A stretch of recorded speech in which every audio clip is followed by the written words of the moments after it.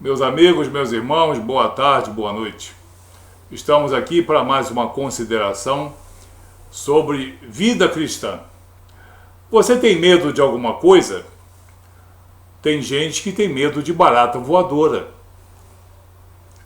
Tem gente que tem medo de mula sem cabeça que põe fogo pela boca. Tem gente que tem medo de alma. Tem gente que tem medo de passar na porta de cemitério. Tem gente que tem medo de macumba. Tem gente que tem medo de muita coisa, né? Todos nós temos os nossos temores. Eu não gosto de altura, não suporto altura, né? Eu não suporto altura, eu não gosto de altura, né? E cada um de nós vai tendo medo de muitas coisas. Mas quando nós dizemos a algumas pessoas que elas precisam temer Jesus, elas dizem: não, você não entende Jesus. Jesus é maravilhoso, Jesus é bom, é o Filho de Deus. Jesus nos perdoa de nossos pecados, que bom, nos reconcilia com Deus. Ele morreu na cruz por nós, certo? Concordo? Muito bom. Jesus é o nosso mestre e nosso Senhor. Ele ensina o amor, a caridade, a benevolência e a compreensão. Muito bonito. Mas a coisa pode começar a mudar quando você começar a falar alguns aspectos de Jesus. Mas afinal de contas, o que você sabe de Jesus que eu não estou me lembrando agora? Eu devo ter medo de Jesus? Eu acho que você não deve ter medo de Jesus. Nós devemos ter o temor do Senhor, que é uma coisa mais ampla e mais reverente. Sim, mas muitas pessoas têm medo de Jesus. Você sabe que muita gente tem medo de Jesus? Tem. Jesus apavora muita gente.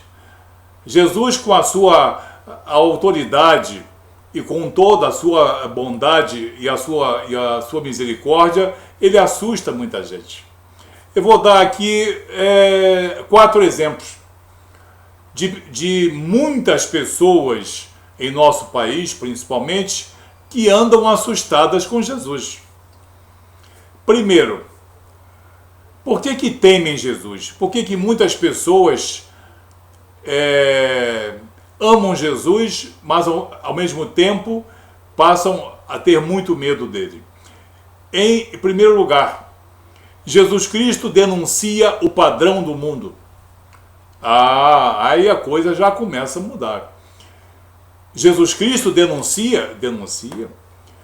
Jesus Cristo diz que o nosso padrão moral e social, que o nosso padrão espiritual, que o nosso entendimento de Deus, que a nossa reverência às Escrituras e às coisas vindas das regiões celestiais, nós somos caducos, nós somos de péssima compreensão dessas coisas. E o padrão espiritual e moral desse mundo é o pior. E nós podemos constatar isso através de tanta violência, de tanta corrupção, etc.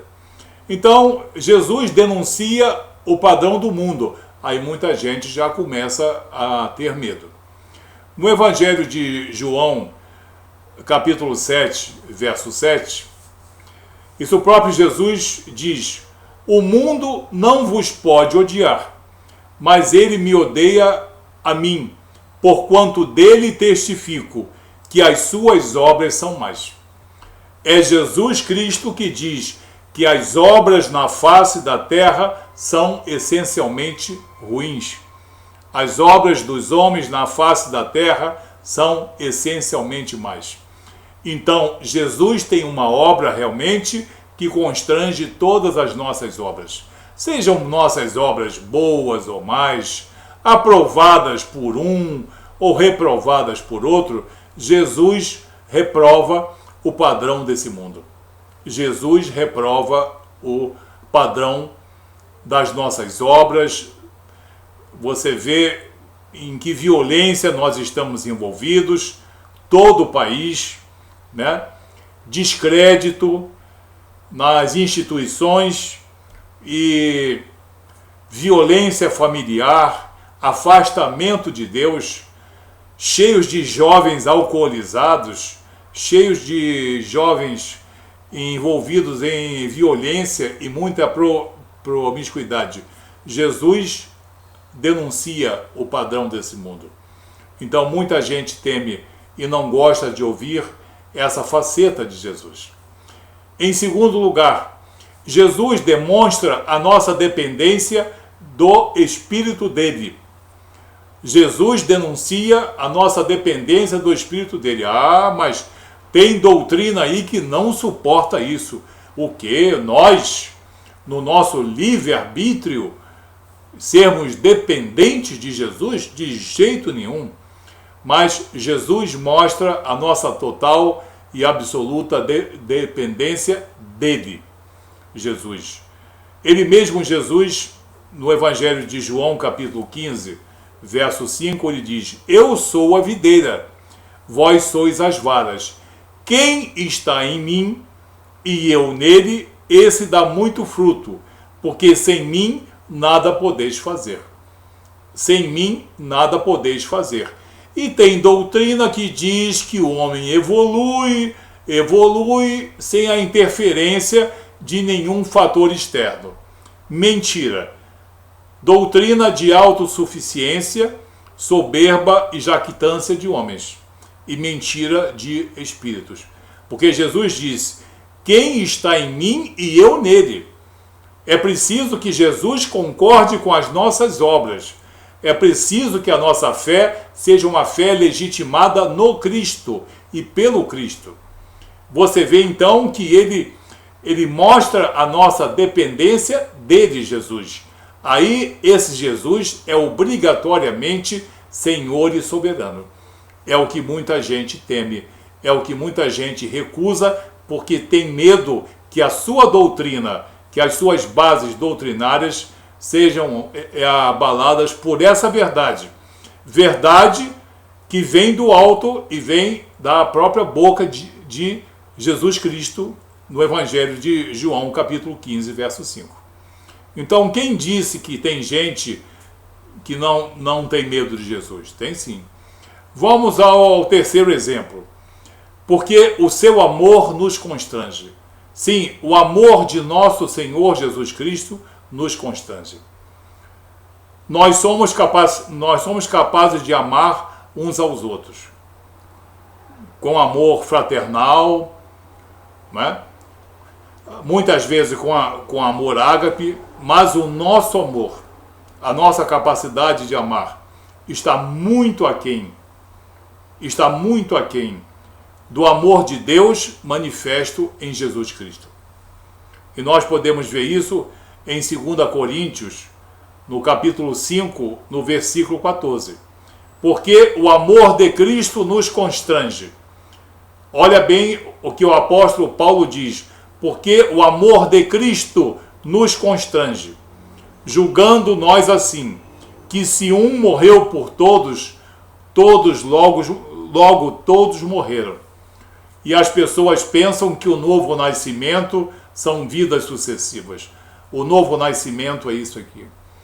É deixar morrer o velho homem em Cristo e deixar nascer o novo homem sob os auspícios do Espírito Santo, da palavra e da autoridade que só Jesus tem. O amor dele nos constrange. Essa parte muita gente teme. Essa parte muita gente não aceita.